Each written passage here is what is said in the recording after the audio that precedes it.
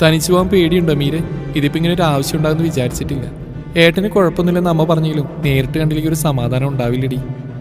Bag കയ്യിലെടുത്ത് പിടിച്ചുകൊണ്ട് ആദ്യയോടെ ചോദിക്കുന്നവൾ മീരയുടെ ചുണ്ടിലും ഒരു പുഞ്ചിരി വിരിയിച്ചു. തന്നെ തനിച്ചു വിടാനുള്ള ഭയമാണ് അവിടെ. നീ പോയിട്ട് വാ പൊന്നു, പിന്നെ എന്തെങ്കിലും അത്യാവശ്യം ഉണ്ടെങ്കിൽ വിളിച്ചേക്കണേ, ഞാനും മുത്തശ്ശിയും കൂടി വരാം. നീയും എത്തിയാ വിളിക്കണം. ധ്വനി ഒരിക്കൽ കൂടി പറഞ്ഞേൽപ്പിച്ചുകൊണ്ട് പുറത്തേക്ക് പോകുമ്പോൾ മീരയെ തനിച്ചാക്കാനുള്ള തൻ്റെ ആദ്യത്തെ പ്ലാൻ വിജയിച്ചതിൻ്റെ സന്തോഷം അവനിൽ നിറഞ്ഞു. ദൈവിക്കിൻ്റെ ബൈക്ക് ചെറുതായി ഒന്ന് ആക്സിഡൻ്റ് ആക്കി ധ്വനിയെ മീരയിൽ നിന്ന് അകറ്റി നിർത്തിയതാണ് ആദം. എനിക്ക് നിന്നെ വേണം മീര, അത്രയും കൊതിച്ചു പോയില്ലേ, കൊതിപ്പിച്ച് കളഞ്ഞില്ലേ എന്നെ.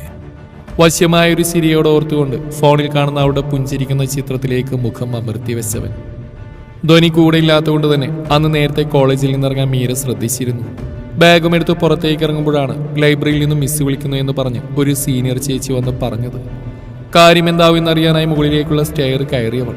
ക്ലാസുകൾ കഴിഞ്ഞിട്ടില്ലാത്തത് കൊണ്ട് തന്നെ തനിച്ചു പോകാൻ ഭയമൊന്നും തോന്നിയിരുന്നില്ല എന്നതാണ് സത്യം. സ്റ്റെയർ കയറി ചെല്ലുമ്പോൾ അങ്ങേയറ്റത്തായാണ് ലൈബ്രറി. ഒഴിഞ്ഞ വരാന്തയിലൂടെ മുന്നോട്ട് നടക്കുമ്പോൾ ഒരു വേള അരുതാത്ത എന്തോ സംഭവിക്കാൻ പോകുന്നെന്നൊരു തോന്നൽ അവളിൽ നിറഞ്ഞുപോയി. ഇനിയും മുന്നോട്ട് നടക്കാൻ മനസ്സ് അനുവദിക്കാത്തതുപോലെ കാലുകളും അതനുസരിച്ച് നിന്നു. അടുത്ത നിമിഷം എന്തോ ഒരു ഉൾവിളി പോലെ തിരിഞ്ഞു നടക്കാൻ ഒരുങ്ങിയതും പുറകിലൂടെ 2 ബലിഷ്ഠമായ കൈകൾ അവിടെ വായ പൊത്തിപ്പിടിച്ച് കയ്യിൽ കരുതിയിരുന്ന കോട്ടൺ ഉപയോഗിച്ച് അവളുടെ മൂക്കിനെയും പൊതിഞ്ഞു. ഒന്ന് കുതിരി നോക്കിയെങ്കിലും കോട്ടണിലെ കെമിക്കലിന്റെ വീര്യത്തിൽ ബോധം പറഞ്ഞുകൊണ്ട് അയാളുടെ കൈക്കുള്ളിലേക്ക് തന്നെ കുഴഞ്ഞു വീണവൾ. തലക്ക് വല്ലാത്തൊരു ഭാരം തോന്നിയതും മുഖമൊന്ന് ചുളിച്ചു പോയവൾ പതിയെ കണ്ണുകളൊന്ന് ചിമ്മി തുറന്ന് നോക്കുമ്പോൾ ചുറ്റും മരണ്ട വെളിച്ചം മാത്രമേ ഉണ്ടായിരുന്നുള്ളൂ. കുറച്ച് സമയമെടുത്തു എവിടെയാണെന്ന് ഏതവസ്ഥയിലാണെന്നും മനസ്സിലാക്കാൻ. കഴിഞ്ഞു പോയതെല്ലാം ഓർമ്മ വന്നതും ഒരു ഞെട്ടലോടെ പിടഞ്ഞ് എഴുന്നേറ്റ് പോയവൾ. സമയമേറെ കടന്നുപോയിരിക്കുന്നു. ഏതോ ക്ലാസ് മുറിയിൽ അടച്ചിട്ടിരിക്കുവാണ് തന്നെ. ഒരു വെപ്രാളത്തോടെ എന്ത് ചെയ്യണമെന്നറിയാൻ നിന്നതും അരികിൽ വെച്ച ബാഗിൽ നിന്ന് ഫോൺ കയ്യിലെടുത്ത് പ്രതീക്ഷയോടെ അതിലേക്ക് നോക്കി. ചാർജ് തീർന്ന് സ്വിച്ച് ഓഫ് എന്ന് കണ്ടതും ഒന്ന് തേങ്ങിപ്പോയവൾ. 6% ചാർജ് ഉണ്ടായിരുന്നതാണ് ഫോണിൽ. അതും തീർന്നു പോകണമെന്നുണ്ടെങ്കിൽ ഉറപ്പായും നേരം അത്രയും കഴിഞ്ഞ് പോയിട്ടുണ്ടാവണം. തന്നെ കാണാതെ മുത്തശ്ശി പേടിക്കുന്നുണ്ടാവും ഇപ്പോൾ. അപ്പം അറിഞ്ഞു കാണും, അന്വേഷിക്കുന്നുണ്ടാവും.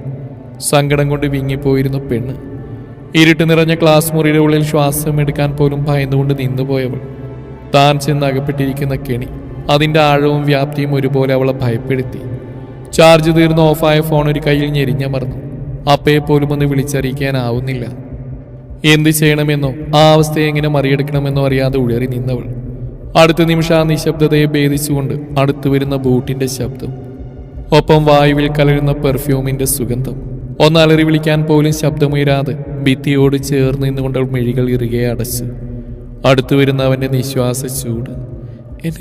എന്നെ ഒന്നും ചെയ്യല്ലേ, വിതുമ്പിക്കൊണ്ട് പറയുന്നവളെ കാണാൻ അവളിലേക്ക് അടുത്തു വന്നവന്റെ പൂച്ച കണ്ണുകളൊന്ന് തിളങ്ങി. കണ്ണുനീരിൽ കുതിർന്ന ചുവന്ന മുഖം, ഇമകൾ ചിമ്മാതെ ആ മുഖത്തേക്ക് ഉറ്റുനോക്കിയവൻ. തീക്ഷ്ണത നിറഞ്ഞ മിഴികൾ അവളുടെ മുഖത്ത് ഓരോ കോണിലും ചെന്ന് പതിച്ചു. ഒരു നോട്ടം കൊണ്ട് തന്നെ മോഹിപ്പിച്ചവൾ. എല്ലാവരും ആരാധനയോടെയും അത്ഭുതത്തോടെയും മാത്രം നോക്കുന്ന തന്നെ ആദ്യമായി വികാരങ്ങൾ ഏതുമില്ലാതെ നോക്കിയ ഹേസൽ നിറമാർന്ന മിഴികൾ. മോഹത്തോടെ കൊതിയോടെ താനൊരു രാത്രിക്ക് മാത്രമായി ആദ്യമായി അങ്ങോട്ട് ചെന്ന് ക്ഷണിച്ചവൾ. അതിന് ഭയത്തോടെ നിരസിച്ചവൾ. ആരെയും മയക്കുന്ന സൗന്ദര്യമുള്ളവൾ. ആ മുഖത്തേക്ക് നോക്കുന്തോറും ആദ്യമായി അറിയുന്ന ഒരു പിടച്ചിൽ. ഇന്നോളം കണ്ടിട്ടുള്ള അറിഞ്ഞിട്ടുള്ള സ്ത്രീകളിൽ ഒന്നും മുടക്കാത്ത അവൻ്റെ മനസ്സ് ഇവൾക്ക് മുമ്പിൽ നിശ്ചലമാവുന്നത് പോലെ വിതുമ്പിക്കൊണ്ട് അപേക്ഷിക്കുന്നവൾ. അത്രയും നേർമയിലുള്ള അവളുടെ ശബ്ദം ഇമകൾ ചിമ്മാതെ ഉറ്റു നോക്കിയവൻ. ഈ ഒരു രാത്രി മാത്രം എനിക്ക് നിന്നെ വേണമെന്നായിരുന്നു മീര. പക്ഷേ ഇപ്പോ I need you babe in my whole nights. കാതോരം പതിക്കുന്ന വശ്യമായ നിശ്വാസച്ചൂടിൽ ഉരുകി ഒലിക്കുന്നത് പോലെ എവിടെയും പ്രതികരിക്കാനാവാത്ത തൻ്റെ അവസ്ഥയെ സ്വയം പഴിച്ചുകൊണ്ടവൾ നിന്നുപോയി. ഏതോ മാത്രയിൽ മുഖം കുനിച്ച് തൻ്റെ ചുണ്ടുകളെ നുകരാനായി അവൻ ഒരുങ്ങിയ നിമിഷം ശക്തിയിൽ മീരെ അവനെ തള്ളിമാറ്റി വാതിലിനരികിലേക്ക് പാഞ്ഞു. അവൻ്റെ ചുണ്ടിൽ വന്യമായ വശ്യമായ ഒരു പുഞ്ചിരി വിരിഞ്ഞു. വെപ്രാളത്തോടെ വാതിൽ തള്ളി തുറക്കാൻ ഒരുങ്ങിയതും അടുത്ത നിമിഷം അവിടെ ഇടുപ്പിലൂടെ ചുറ്റി വരിഞ്ഞുകൊണ്ട് തൻ്റെ ശരീരത്തിലേക്കായി ചേർത്തു പിടിച്ചു വാദം. പൊള്ളിപ്പിടഞ്ഞതുപോലെ ഒന്ന് ഭയന്നു പോയിരുന്നു മീര. ശരീരമൊന്നാകെ പുഴുവരിക്കുന്ന ഒരു പ്രതീതി, വെന്തുരുകുന്നത് പോലെ. കരഞ്ഞുകൊണ്ട് അവനെ തള്ളി മാറ്റാൻ ശ്രമിക്കും തോറും ആ കൈകളുടെ മുറുക്കം ഏറി വന്നു. എന്നെ ഒന്നും ചെയ്യല്ലേ, ഞാൻ. തൻ്റെ കയ്യിൽ കിടന്ന് കുതിർന്ന പെണ്ണിനോടുള്ള മോഹം ഓരോ നിമിഷവും ഏറുകയായിരുന്നു അവനിൽ. അവളുടെ ഈ പിടച്ചിൽ പോലും അത്രയും തീവ്രമായ വികാരം നിറച്ചു പോകുന്നു. ഇങ്ങനെയൊന്നും പിടക്കല്ലേ മീര. എനിക്ക് എന്നെ നിയന്ത്രിക്കാനായെന്ന് വരില്ല. പതിയെ മുരണ്ടുകൊണ്ട് അവൻ പറയുമ്പോൾ ചുണ്ടുകൾ കൂട്ടിപ്പിടിച്ച് കരച്ചിൽ ഒതുക്കി നിർത്തിയവൾ ഒന്നനങ്ങാൻ പോലും വയ്യാത്ത ഭയമേറി. ചുവന്ന് കലങ്ങിയ അവൻ്റെ കണ്ണുകളും അത്രയും തീക്ഷ്ണത നിറഞ്ഞ നോട്ടവുമെല്ലാം പേടിയോടെ ശ്വാസം അടക്കി പിടിച്ച് നോക്കി നിന്ന് പോയവൾ ആദമൊന്ന് പുഞ്ചിരിച്ചു. ഇവിടെ ഇങ്ങനെയൊന്നും സംഭവിച്ചിട്ടില്ല. നമ്മൾ തമ്മിൽ കണ്ടിട്ടുമില്ല. ആര് ചോദിച്ചാലും ലൈബ്രറിയുടെ ഉള്ളിൽ കുടുങ്ങിപ്പോയതാണ് താൻ. വിളിച്ചു പറയാൻ നോക്കിയിട്ട് ഫോൺ സ്വിച്ച് ഓഫ്. ഷൂട്ടിങ്ങിൻ്റെ ആളുകൾ വന്നാണ് ഇത് തുറന്നു തന്നത്. ഇത്രേ പറയാവൂ എൻ്റെ സുന്ദരിക്കുട്ടി, മനസ്സിലായോ?